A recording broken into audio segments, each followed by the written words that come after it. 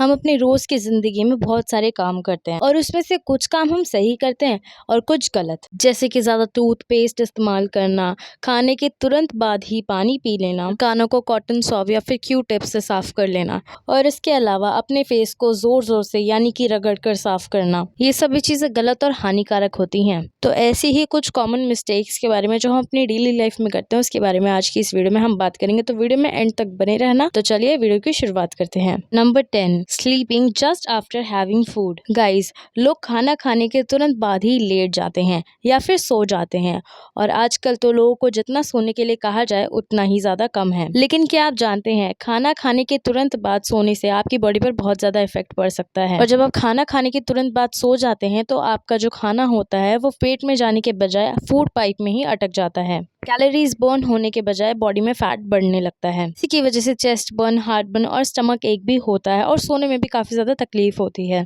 जब पूरा दिन आप सो नहीं पाते तो आप कमजोर और आलसी महसूस करते हैं और इसीलिए हमें हमेशा सोने से 2 घंटे पहले खाना खा लेना चाहिए और खाना खाने के बाद हमें प्रॉपर वॉक पर भी जाना चाहिए ताकि हमें फूड डाइजेस्ट करने में हेल्प हो। Mistake number 9, sharing makeup brushes and razors. यानी कि शेयरिंग इज केयरिंग वाला कोड तो आप सभी ने बहुत बार सुना होगा। लेकिन क्या आपको पता है, हर चीज को शेयर करना आपके लिए शायद नुकसानदायक भी हो सकता है।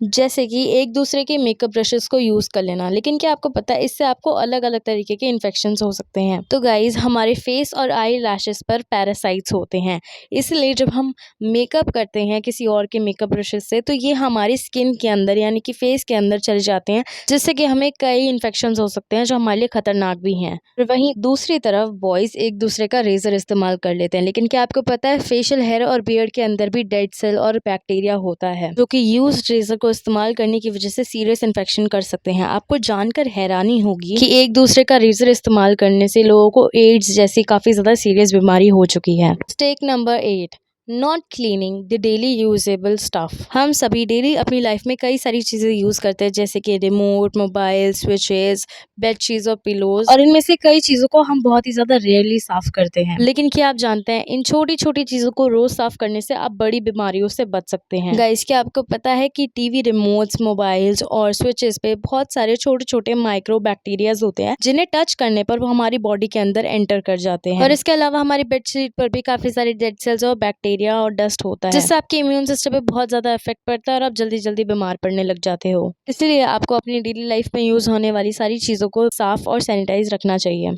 Mistake number 7, covering your mouth with your hand while sneezing and coughing. आपने अक्सर लोगों को ये कहते हुए तो सुना ही होगा कि हमें खांसते और छींकते वक्त अपने मुंह पर हाथ रख लेना चाहिए, लेकिन क्या आपको सही ढंग से मुंह ढकने का तरीका पता है? गाइस, आपको कभी भी खांसते और छींकते वक्त अपने फेस को अपने हाथों से कवर नहीं करना चाहिए। गाइस, जब भी हम खांसते या फिर छींकते हैं तो कई सारे हार्मफुल जर्म्स हमारी बॉडी के अंदर से निकल जाते हैं और इसी दौरान जब हम हमारे हाथों से अपने फेस को कवर कर लेते हैं तो वो हार्मफुल जर्म्स हमारे हाथों पर आ जाते हैं और हम सभी से जाने अनजाने में ये सारे हार्मफुल जर्म्स हमारे हाथ के जरिए हमारी बॉडी में री एंटर कर जाते हैं। हमें कभी भी खांसते और छींकते वक्त एक साफ टिश्यू पेपर का इस्तेमाल करना चाहिए जिसे आप तुरंत डिस्पोज कर सकें और एक बार इस्तेमाल करे हुए टिश्यू को भी हमें बार बार इस्तेमाल नहीं करना है। मिस्टेक नंबर 6, आज के टाइम पे बड़े नेल्स रखना, उन पे आर्टवर्क कराना एक ट्रेंड बन गया है और कई लोग तो अपने हाथों के नेल्स को भी चबा जाते हैं। लेकिन दोस्तों, क्या आप ये जानते हैं कि नेल्स कट करने के बाद जितना इम्पोर्टेंट हाथ धोना होता है उतना ही इम्पोर्टेंट नेल्स को ट्रिम करना भी होता है। गाइस, हमारी नेल्स के अंदर एक गुलाबी हिस्सा होता है और इसके अंदर कई सारी नर्व्स होती हैं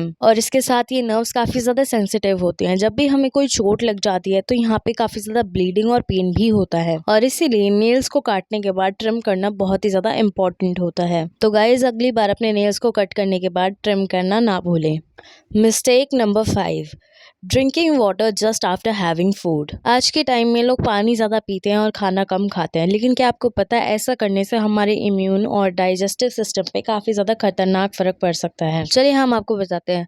एक्चुअली में खाना खाने के तुरंत बाद पानी पीने से हमारे डाइजेस्टिव सिस्टम पे काफी ज्यादा इफेक्ट पड़ता है, क्योंकि खाना खाने के बाद हमारे बॉडी के अंदर हाइड्रोक्लोराइड एसिड और इसके जैसे कई एसिड बनने लग जाते हैं जो फूड को डाइजेस्ट करने में मदद करते हैं। लेकिन जब आप इस दौरान पानी पी लेते हैं तो इन एसिड्स में पानी मिल जाता है, जिसकी वजह से इन एसिड्स की इंटेंसिटी काफी ज्यादा कम हो जाती है। इसी वजह से खाना अच्छे से डाइजेस्ट नहीं होता और डाइजेस्टिव सिस्टम बिगड़ जाता है। इसीलिए हमें खाना खाने के तुरंत बाद पानी नहीं पीना चाहिए, लेकिन अगर आपको बहुत ज्यादा प्यास लग रही है तो आप 1 या 2 घूंट पानी पी सकते हैं। Mistake number 4, neglecting intimate hygiene. और बात जब पर्सनल और इंटीमेट हाइजीन की आती है तो मेल और फीमेल्स दोनों ही इसे इतनी इंपॉर्टेंस नहीं देते हैं जितनी वो अपनी बाकी बॉडी पार्ट्स को देते हैं। गाइस, हमें हमेशा अपने बाकी बॉडी पार्ट्स की तरह ही अपने इंटीमेट एरियाज को भी क्लीन और ग्रूम करना चाहिए, लेकिन इसके साथ साथ आपको ये भी ध्यान रखना चाहिए कि आप इसके लिए हमेशा सही प्रोडक्ट्स को ही यूज करें, क्योंकि नॉर्मल सोप्स में काफी ज्यादा हार्श केमिकल्स होते हैं जो आपके इंटीमेट एरियाज में इरिटेशन और इन्फेक्शन कर सकते हैं और नेचुरल बैक्टीरियल बैलेंस को भी डिस्टर्ब कर सकते हैं। इसीलिए आपको इंटीमेट एरियाज के लिए स्पेशली मेड प्रोडक्ट्स को ही यूज करना चाहिए और किसी भी तरीके की इंटीमेट प्रॉब्लम को नेग्लेक्ट नहीं करना चाहिए, क्योंकि आपकी इंटीमेट हेल्थ आपकी अल्टीमेट हेल्थ के लिए इंपॉर्टेंट होती है। Mistake number 3,